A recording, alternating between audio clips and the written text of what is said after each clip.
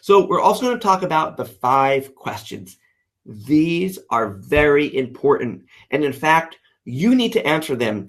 Even if your patients don't come right out and ask them, the magic ticket to reported findings is providing the answers to these questions. Each time you answer them for your patients in a way that they can relate to, you're one step closer to closing the deal and getting them to commit to care.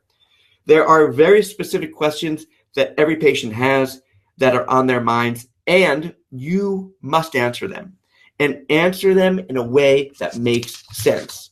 The 5 questions. These are 5 questions that you need to answer for every single patient, even if they don't ask you. So the first question, what's causing my problems?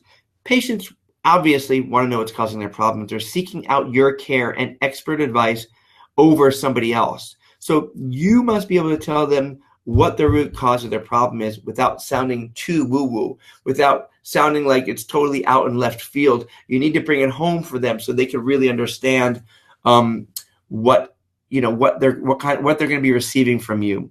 You also need to answer the question, how long is it going to take? Patients want to know what their commitment level is going to be. They're used to, and maybe even jaded by, other professionals who suggest that they should be seen every day for weeks and weeks.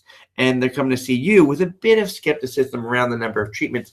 So you need to identify their best course of care and explain it to them clearly and let them know, here's how long it's going to take and here's why it's going to take that long.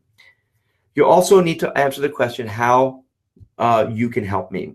And patients want to know exactly what you're going to be doing with them to get them over X, Y, Z problem, and how they will be able to get back to doing the things that they loved doing before they became imbalanced and had those problems that they're presenting with. You also need to answer the question, how much will it cost?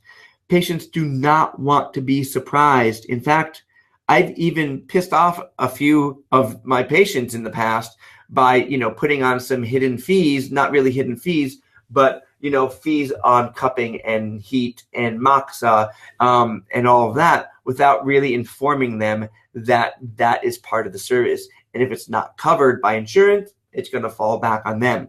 So you want to let them know what their costs are. Here's, if they cover insurance, here's what insurance will cover. And here's what you'll be needing to pay outside of that. And we'll go dial into that a little more further in a minute or two. And also, patients are going to want to know how they're going to pay for it.